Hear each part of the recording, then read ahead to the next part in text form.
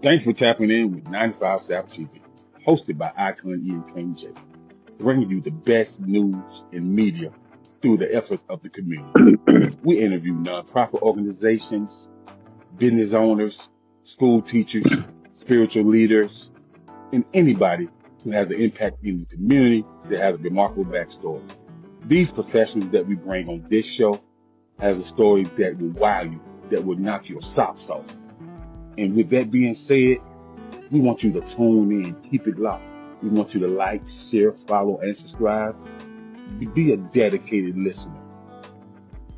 Come in, and if you require to do an interview, you can definitely reach out to us at 95southpodcast@gmail.com. What's going on? What's going on? It's your boy Icon. And once again, here we on 95 South TV. First and foremost, I want to thank God for this opportunity because without him, it would be no us to have this great platform. Next, I want to introduce my right-hand man, your baby mama favorite host, Barry White Jr., voice himself, Jacob the Great. What's going on, fam? Hey man, how's everybody? Glad to be in the land of the living. Another day, another choice, another day to get it right. Yes, sir. Yes, sir. So I'm just gonna start introducing everybody from the top to the bottom. Once again, we got the legendary impressionist. He personates everybody. You know what I'm saying? But right now he's in his James Brown mode. So we got Mr. TP Lacey here tonight. What's going on, brother? Brother, everything is everything. I feel good. Hey! Okay, okay. So next we're gonna drop down to the bottom. We got a legend in the house. When I say legend, I mean legend. You know what I'm saying? Just call my name and I come running. The queen, Miss Alyson Williams. How you doing, sister? How you doing, my dear? I'm good. I'm good. And I ain't even gonna try to butcher this. So, ma'am, queen, I'm gonna let you introduce yourself because I ain't about to mess this up. Because they say I'm known to mess somebody's name up. So I'm gonna let you introduce yourself. How's everybody doing? My name is Naomi Gray. I have the honor of portraying the role of Miss Tammy Terrell for this wonderful production. We'll talk about that in just a moment. Yes, yes, yes. So I'm gonna let my brother Jacob, I'm gonna let him get started or whatever, since he's the one that brought all this star studded this on here tonight. You know what I'm saying? We like y'all like the Laker Dream Team out here. Like, you know what I'm saying? The 92 Dream Team in basketball. If y'all know anything about that. But go ahead, Jacob. Yeah, man. So we'll start with Mr. CP. So, Mr. CP, just go ahead and tell them who you are and how you got into the James Brown role. Well, it's first of all, I want to say good afternoon, good evening, good morning, wherever you're watching this 95 South TV on your platform. The way I got started in show business was my mother and father used to throw house parties back in the day, and they would, when they ran out of stuff to do and stuff to talk about and play cards or whatever, they wake me up around 11 o'clock p.m.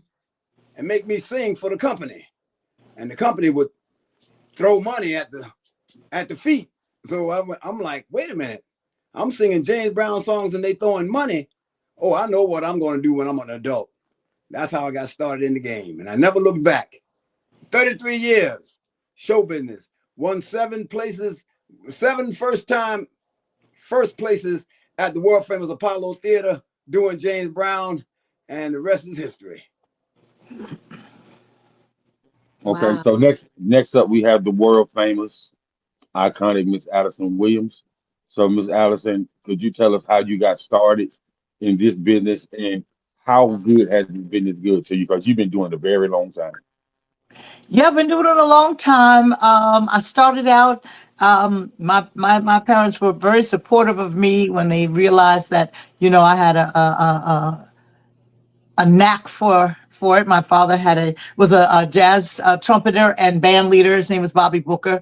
My mother had an acting and modeling career early on, but she gave that up to become a registered nurse and raise her 2 daughters.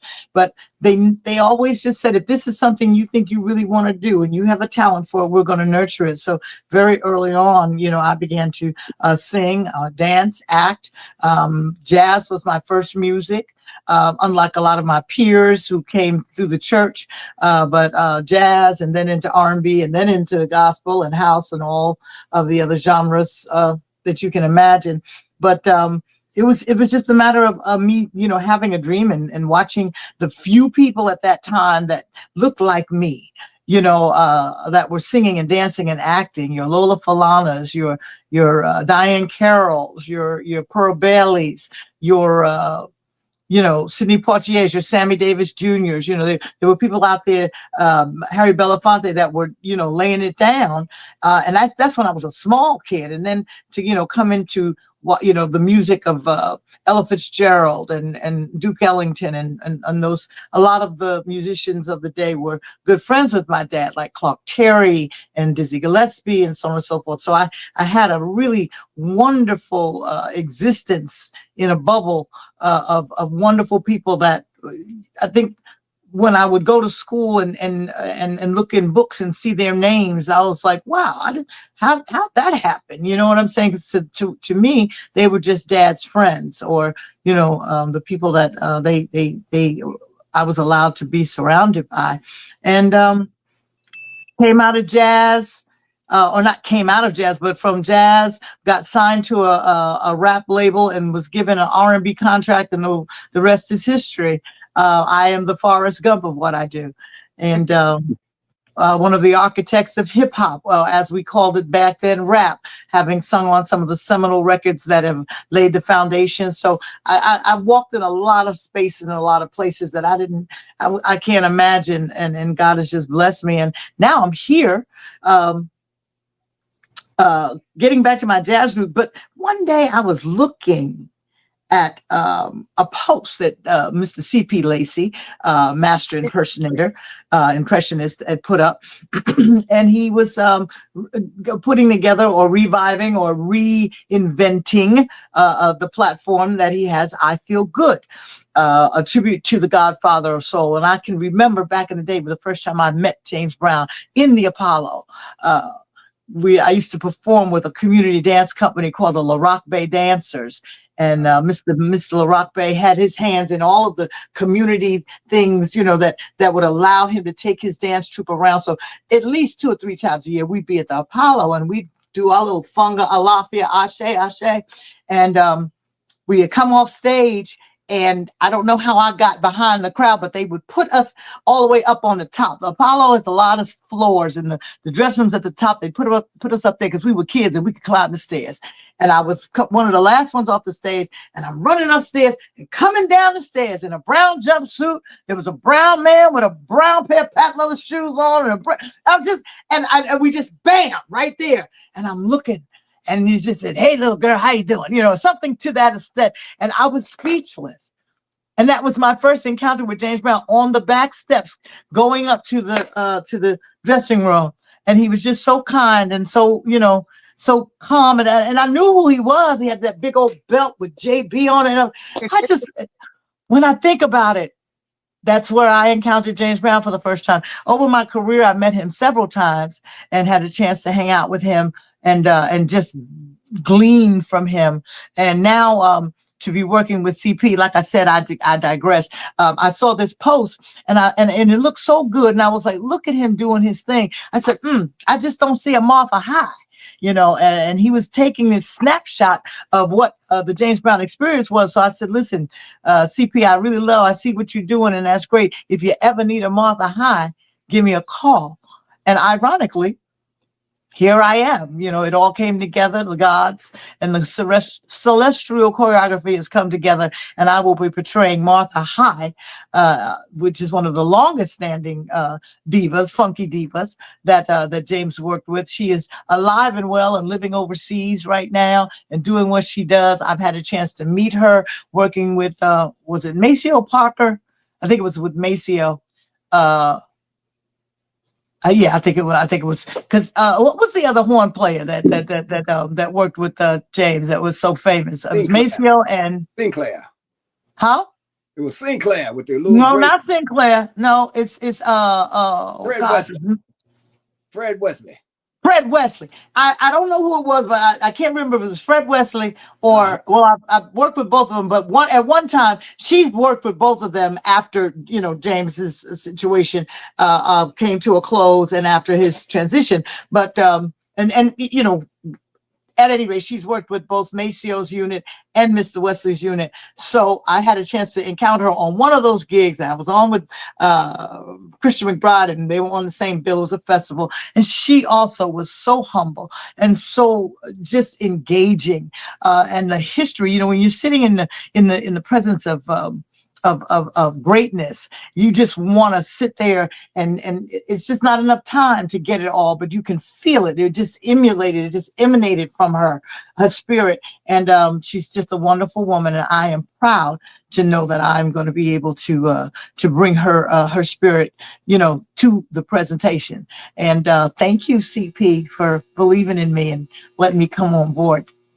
Well, you're very welcome, and I don't think there's anybody more qualified to assume the role of Miss Martha High, especially since you've had those encounters with her. And it's all going to be happening at Harrah's, Philadelphia, February 21st. We're going to bring the roof off the place. And listen, I digress once again. I don't want to keep calling you CP because I know you're in James Brown mode right now. So, brother, Mr. Brown, thank you so much for having me at Harrah's on February 21st.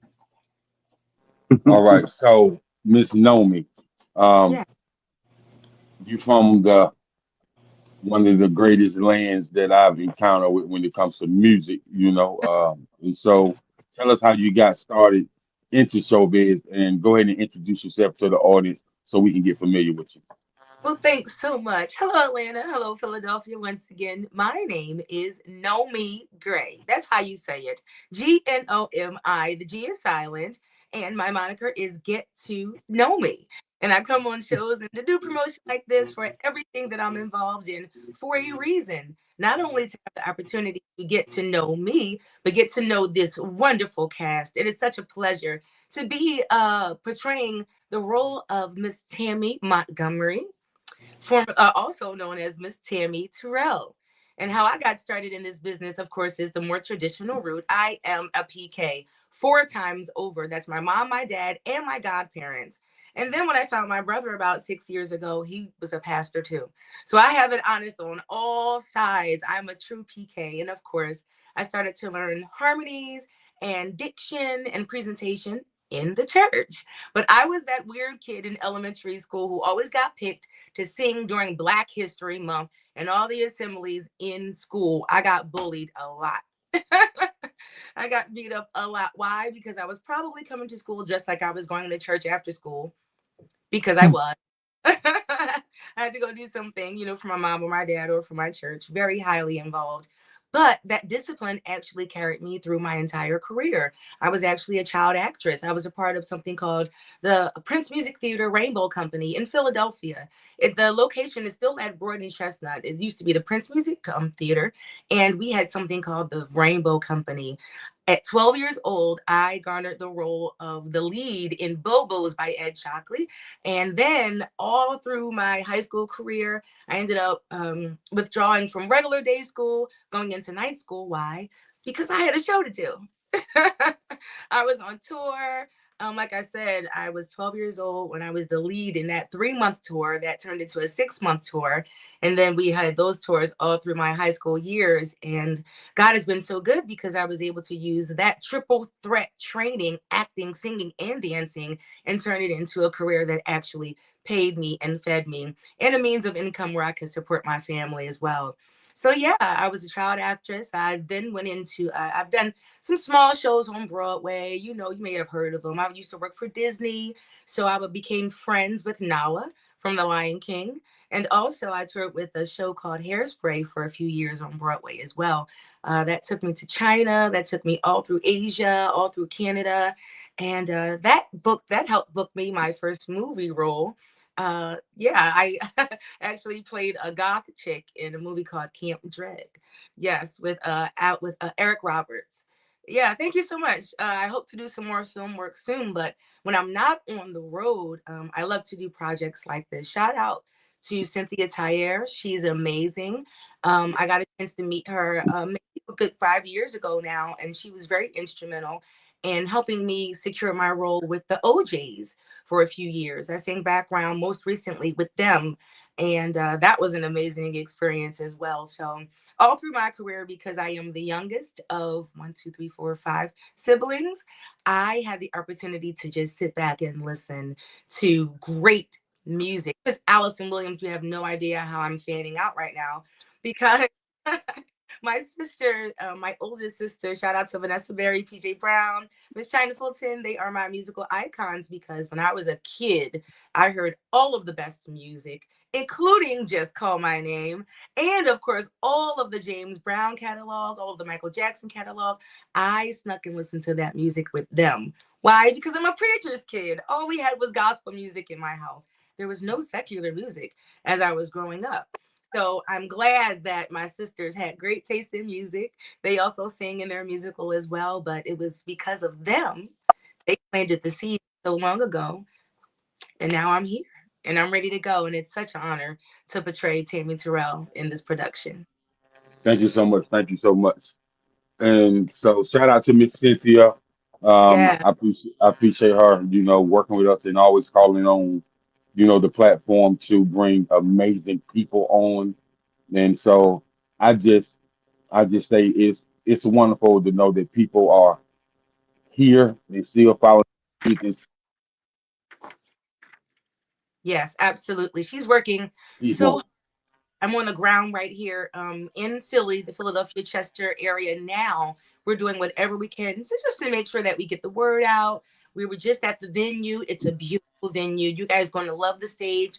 The sound is always pristine. And we just want to get some butts in the seats. So everybody that's watching right now, please make sure you go to ifeelgood.ticketlocity.com. Get your tickets now. The VIP section, I believe, is almost sold out. There's going to be vendors. Shout out to Mr. Brian Parr. He's going to be providing the pre-show music as well. You are in for a treat. There's no reason why you're not going to leave this show saying, I feel good.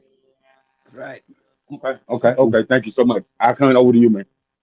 So I'm gonna jump to Miss Williams for a second, and I'm gonna come back to everybody else because I got a question. That's a real curious question for me.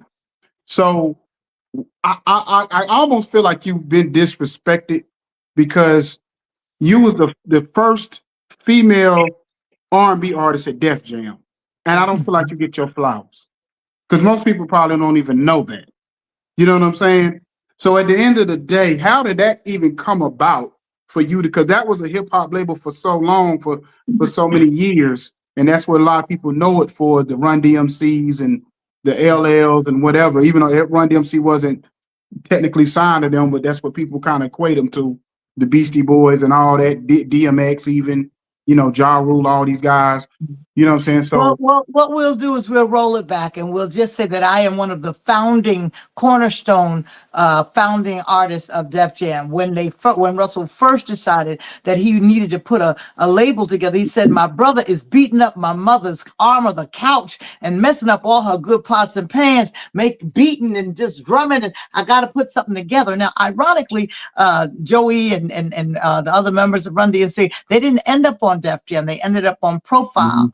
But nonetheless, Russell wanted to put this, and to quote him, the dopest, deafest underground label for underground artists. It's going to be this. And he had this whole spiel he would say all the time. I met Russell through Curtis Blow, who has always held the title, the moniker of the king of rap. And I met Curtis and we developed a friendship. He was being mentored by managed by Russell Simmons, produced by Larry Smith, and I became his hook girl. And so the hook girl is, a lot of the music these days, you have a hook, but the structure is just different. But rap was a musical entity, not just beats. It had music. There was musicality in the music. So I'll just give you a little rundown. Working with Curtis allowed me to sing on songs like AJ Scratch, Fat Boys Are Back. If I rule the world, I love all the girls. Before Lauryn Hill re-recorded it. And of course the iconic, they're playing basketball. We love that basketball. So having done all of that work, and later all of that history down. Russell began, putting it together, and Def Jam was born, and along with LL Cool J and Houdini and Public Enemy and all of my other R&B counterparts, Orange Juice Jones, Tayshaun, Rashad, and Chuck Stanley. We made up the R&B division of Def Jam when that came to be. It was called Original Black Records. We were all, through Columbia and Sony. So I know that I laid the foundation. You know what I'm saying? I was right there when everybody started. We were all there together. And thank God, it not only changed the game, changed the music, but it changed and created a culture. And so therefore you can talk about a DMX in the same breath, and so on and so forth. And it was an honor to be a part of something that is going to be a part of history forever. Now, like you said, have I gotten my props? Maybe not like I should have, but you know what? Delayed is not denied. And if it's over for me tomorrow, I have walked in places and spaces that many would have never had a chance to do so. So I'm glad for the run that I have. Not that I had, but I have, and I'm not done yet. I know I'm not done yet. I know that God has more work for me, and I will be given what is due me, because that's how God works. And that's the only person I answer to, and that's the only person I work with. So everything else, we'll see how it all turns out. Yeah, because I'm glad you said it before I jumped to Mr. Lacey. I wanted to say, because I was watching Keith Sweat on the Breakfast Club a couple of weeks ago, and he was saying, well, if the the Grammys or the BET Awards, all these people came to him now and tried to honor him, he said, I don't want it. He said, if they didn't do it back then, I don't want it now, because I feel like it's going to be fake.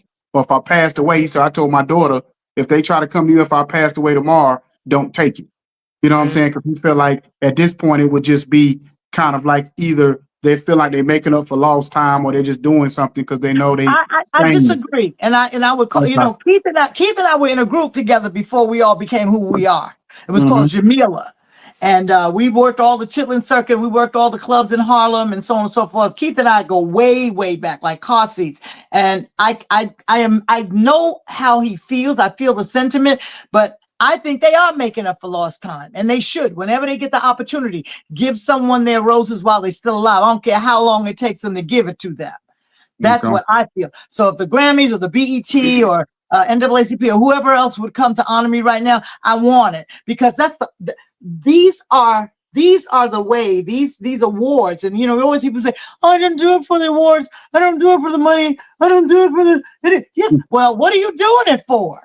Because having these doors open for you is what builds your platform. Then you have the choice to stand on that platform and let your voice be heard. Yes, do you understand what I'm saying? When you're in the spotlight and they think you can sell a tube of toothpaste or whatever it is they want you to sell, or how many swipes, likes, subscribes, and numbers that you have, because that's how the business is now. I got so-and-so viewers and so-and-so followers and yada, yada, yada. That's if you have these platforms and they honor you, it puts you in a place where you can then do the best and do the most, and then continue to grow, and then reach back and pull somebody else through. Maybe they ain't got to wait as long as you did to get yours, but I bet you they need to come. I got an Emmy right here behind me. I got an Emmy up on the thing. I'm working on the Grammy, the Oscar, and the Tony. I know that's right. I know that's right. Right. So, I didn't come this far to turn nothing down. I've been working and continue to work every day, and God blesses me to wake up every day to get what I feel I deserve. And I feel I put in great work, but I think there's more work to be done. So here we go. There's a man. So Mr. Lacey, so I understanding that you brought Miss Williams on. So when I guess you must be part of like picking people, production, and all that. So how do you go about trying to fill the right roles and the right people? Because I know it's very important, because they're playing historical people. So how do you go about when you see somebody that you want to play a particular role in this ensemble? Well, it's not just me. It's my co-producer, Miss Cynthia Tyre. Like what we do is we see the jewel in the person, not just the fact that they can sing or they can dance or they can do whatever they do. You have to bring out the essence, like Miss Williams said. She is the essence of Miss Martha High. Yes. Any actress can get on stage and say, "Hey, I'm Martha High," but if you don't have the essence down in you, then you just on the stage with bells, whistles, cymbals signifying absolutely nothing but yourself. Yeah, yes, sir. Yes, sir. I do want to, before time is against us, I want to shout out a couple of people in this production, and that's the musical director, Mr. Brother Damon. He's doing a wonderful job getting all of the James Brown music, all of the music for all of the supporting folks in it, like Miss Martha High, Tammy Terrell, Lynn Collins, Hank Butler's going to be on the stage, Bobby Bird's going to be on the stage. Oh, we're going to bring it. It's at Harrah's, Philadelphia, February 21st. If you don't have your ticket, people going to be talking about you the next day. Say, brother, sister, you missed it. You missed it. We have everybody hitting the stage. When we finish with that stage, they're going to have to build a new stage. That's all I got to say. Love it. Yeah. I'm trying to think when I watched the James Brown movie, was Martha High, was that Jill Scott?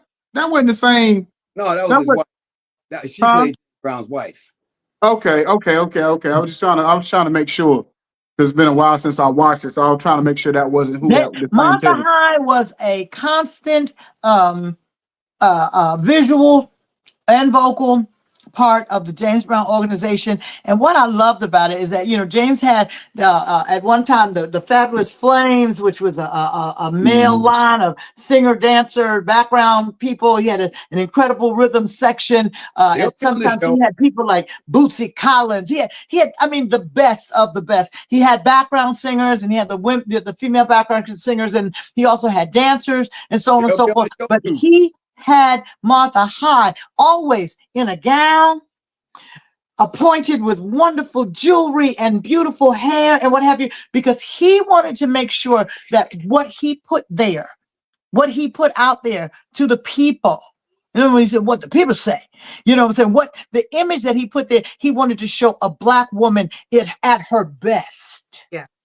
At her best. Absolutely. You know what I'm saying? Elegant and well appointed and coiffed. That's what he wanted to show. And he had his dancers. He had the disco, not disco dancers, but, you know, shimmy dancers and so on and so forth that did what they had to do and so on and so forth. He had his background singers and so on and so forth. But he kept Martha High in that spotlight. And she was the epitome. She was the beacon. She was this is what represents a Black woman.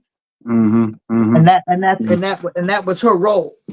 Okay, so Ms. Naomi, I want to ask you a question. What's been the most challenging part about playing Tammy Terrell in this ensemble? Oh my goodness. Well, the most beautiful part is that I've done 60s based shows a lot in my career. So I think for any artist, the most challenging part about taking on any role is just making sure that you do your research. You seeing somebody say, "Oh, I'm portraying this artist or that artist," and then you see their portrayal of it, and you're like, "Wait a minute, they didn't do that." No, if you are going to keep somebody's name alive by singing their music, you have to listen to how they sang their music, listen to their intention, not just if you can hit that note. You have to. That I'm sure Mr. C.B. Layson can agree with this. He doesn't just get up there and just say, "I'm going to do James Brown." He embodies the soul and the whole intention and the spirit of Mr. James Brown. So the challenge of portraying Miss Tammy Montgomery later on becoming Miss Tammy Terrell is understanding the era. I was just talking to Cynthia about my costuming and my hair and how I want to approach this role, because I want to honor her right. I don't want to just say, "Oh, I'm just going to put on a dress and just go up there and sing." Anybody can do that. But if you're talking about the 60s, I'm going to have my hair teased. I'm going to have my hair flipped. You know what I mean? I'm going to have You giving us the beehive flip, girl. Hold on, Mr. James Brown, aka CP Lacey. Are you playing Marvin Gaye in this too? Because I know you impersonate Marvin Gaye. I seen you Marvin Gaye, I think. So you impersonate him in this too? No. But I will be doing a surprise guest when the intermission happens. I come back as a surprise guest that you're not gonna want to miss. Well, I'm gonna tell y'all, for those who are watching, Michael Jackson gonna hit the stage before the show is over too. Okay. So do y'all have David Ruffin in this one too? Do y'all have somebody playing him in it?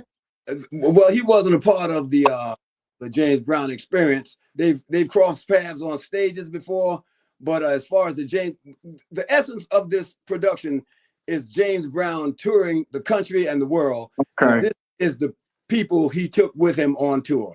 Gotcha.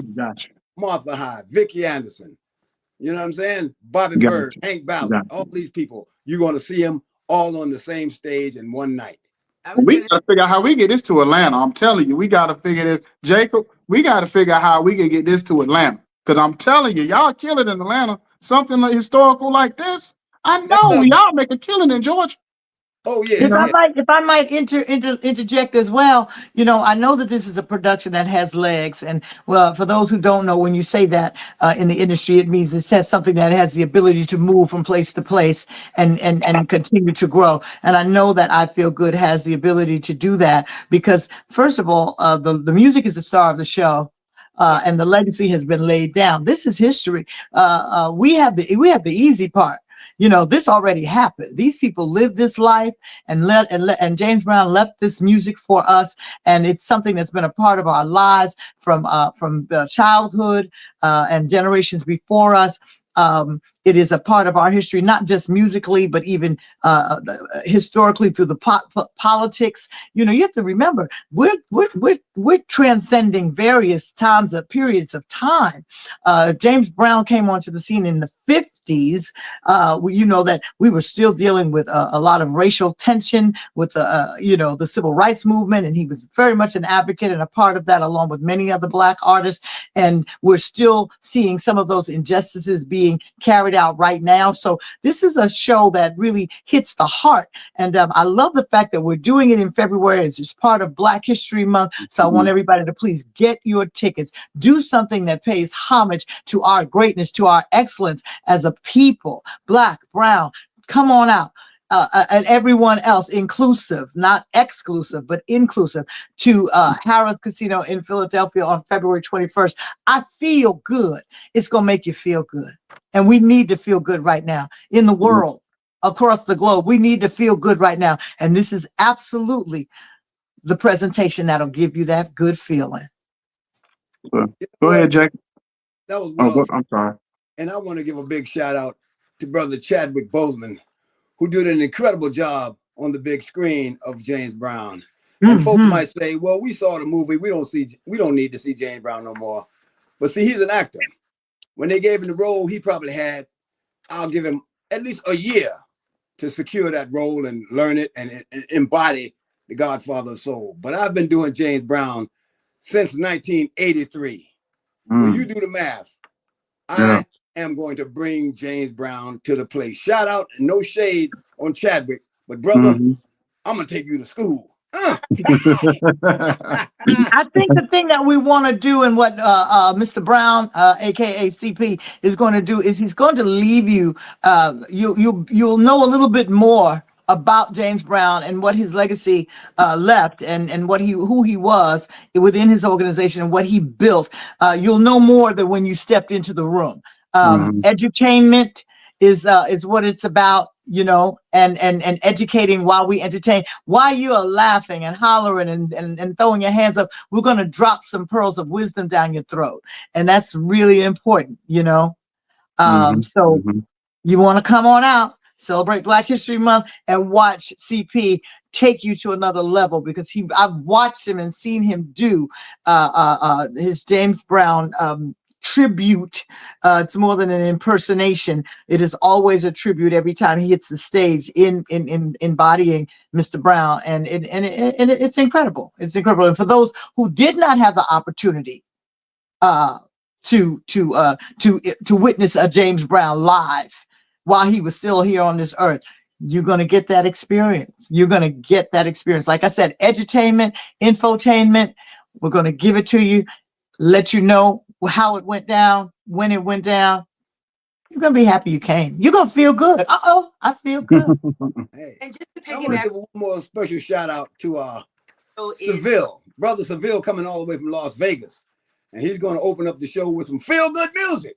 Hey, Also want to play the role of Hank Ballard in the show, and Pastor D, straight from Philly. Pastor D gonna be there as Bobby Bird. I mean, we're gonna give it to you raw, uncut. famous I for know that's right. What you saying? You trying to say something, Miss Naomi? just to piggyback on what Alyson was saying, I strongly believe that this is a show for the ages. I don't believe you have to be a certain age to attend this show not either. at all. As I stated before, in my childhood growing up, I was heavily involved in Black History Month programs in the Philadelphia public school system before they here. That actually was the core of me having such a great respect for Black history. If your kids don't know about James Brown or all of this great music, if they're teenagers, if they're young people, bring them along. Let them sit and be edutained, as Alyson said, through this show. This is a perfect opportunity this Black History Month. Yeah, Let them hear where those samples originally came from. Because everything that they're bopping down or doing or whatever, I don't even know what they're doing now. So I'm not going to start naming dancers because I will, put myself out there. But whatever they're doing, they're probably doing it to a James Brown sample somewhere and somehow. He is one of the most, the most sampled musical entity in the world. Yeah. Yes, ma'am. Yes, ma'am.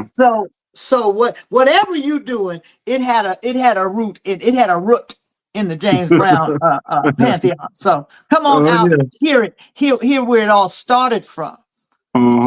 Yeah. Jacob, you still there? Yes, sir. I'm here. I'm here.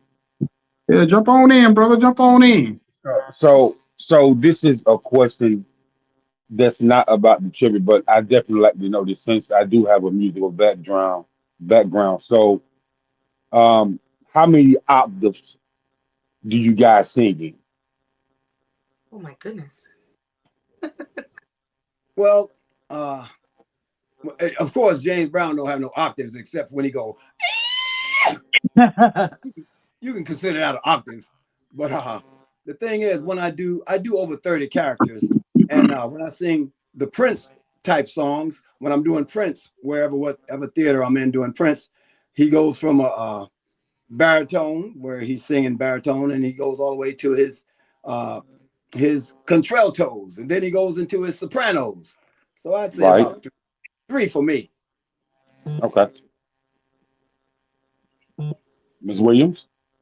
I have not measured my vocal octaves in a long time. Now, not that it should make a bit of difference, except for as you go through, as you keep having birthdays, your voice will change, and you will be more proficient in different areas. For some people, it affects their highs. For some people, it affects their lows. I wish I could tell you how many octaves I have right now. I don't know, but I know that I'm an alto and mezzo soprano, and there